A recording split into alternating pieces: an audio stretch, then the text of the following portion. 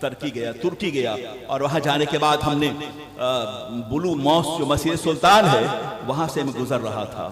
ایک ایسی مسجد جس دور میں شاہ جہاں بادشاہ یہاں تاج محل بنوا رہے تھے 16 ہجری میں، اسی 16 ہجری میں سلطان محمد فاتح جو ہے استنبول کی زمین پر مسجد سلطان بنا رہے تھے. یہ ایسی شاندار مسجد ہے واللہ العظیم جب کبھی آپ جائیں تو آپ کو اندازہ ہوگا جیسے کہ اللہ کی جنت رضا میں آپ پہنچے ہوئے ہیں. ایسی خوبصورت محفل مسجد جس کے بارے میں اقبال نے کہا تھا کہ تیرے در و بام پر وادی ایمن کا نور، یہ وہ مسجد ہے. یہ وہ مسجد ہے جہاں جانے کے بعد لگتا ایسا ہے کہ اسے اصحاب غیور نے بنایا ہے. اس کی تعمیر میں عشق و عرفان کی فراوانی شامل ہے. اس کی تعمیر میں محبت رسول اپنی پوری جولانی کے ساتھ موجود ہے، اور اس کی تعمیر میں ان لوگوں کا حصہ ہے جو عابد شب زندہ دار تھے. برستی بھی آنکھوں کے آبشار نے اس مسجد کی تعمیر کی ہے. آپ اندر جانے کے بعد آپ کو اندازہ ہوگا. ایک اور بات جو میں نے محسوس کی وہاں وہ یہ، ہم یہاں اشہد ان محمد رسول اللہ پر تقبیل بہامین کرتے، ہم چومتے ہیں انگوٹھا. میں بہت شدت کے ساتھ جب میں پہنچا مسجد سلطان میں تو میں خود انتظار کر رہا تھا کہ ترکیوں کے بارے میں کہا جاتا ہے کہ عاشق رسول ہیں، انہوں نے عشق انتہا کر دی ہے. گنبد خضرا کو انہوں نے بنایا ہے، مسجد نبی شریف کی تعمیر انہوں نے کی ہے، ریاض جنہ کو انہوں نے بنایا ہے، محراب رسول انہوں نے بنایا ہے، وہ مقام جہاں آزادی جاتی وہاں بنایا ہے، باب جبریل انہوں نے بنائے ہیں. قدم قدم پر اور پھر ایک تقریباً 12,000 صحابہ کرام کے مقابر کو ترکی نے محفوظ کر رکھا تھا.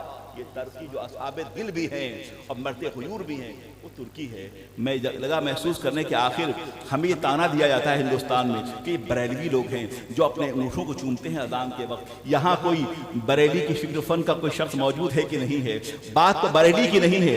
امام احمد رضا سے اختلاف کرنے والوں نے اعلیٰ حضرت سے اختلاف سے اس لیے کیا تھا، ان کا قصور یہ تھا صرف اعلیٰ حضرت کا کہ انہوں نے سلف صالحین کے مسلک سے اتفاق کیا تھا.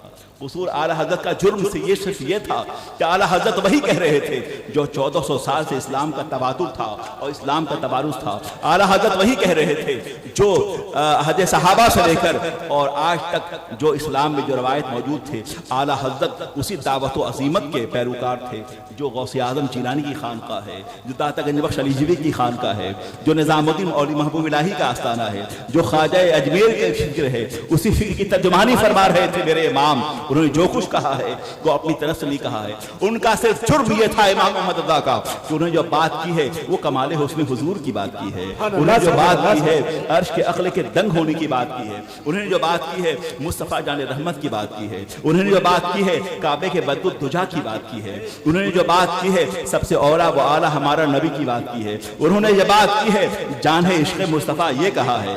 انہوں نے یہ کہا ہے ناز دوا اٹھائے کہ وہ یہ کہا ہے. انہوں نے یہ کہا ہے کہ وہ کمال حسن حضور کی بات کر رہے تھے. اعلیٰ حضرت لمیات نذیروں کا فینت رنگ بول رہے تھے. وقت کا امام بول رہا تھا. ایسا محسوس ہو رہا تھا کہ اپنے دور کا حسان بول رہا ہے، اپنے دور کا راضی و غزالی بول رہا ہے، اپنے دور کا عظیم شاعر عشق رسول عاشق رسول بول رہا ہے، اپنے دور کے غوث اعظم کہہ رہے ہیں. اور پھر آپ نے جب بات کی تو انتہا کر دی کہ جان و دل ہوش و خرد سب تو مدینے پہنچے تم نہیں چلتے رضا. سارا تو سامان گیا. سبحان اللہ سبحان اللہ. یہ فکر امام محمد رضا ہے.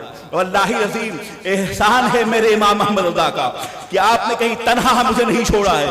اور فتاوی رضیہ کو لکھ کر ریفرنس کی تمام کتابوں کو اعلیٰ حضرت نے محفوظ فرما دیا ہے.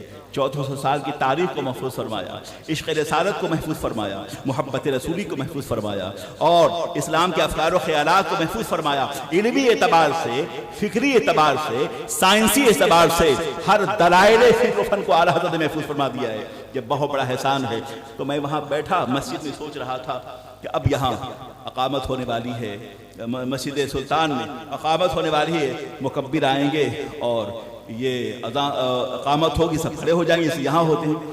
میں دیکھا وہی طریقہ وہاں بھی رہا. میں اشہد ان محمد رسول اللہ جب ہوئے تو تمام مسجد کے امام سے لے کے مقتدیوں نے انگوٹھا چوما سرکار کے نام سے.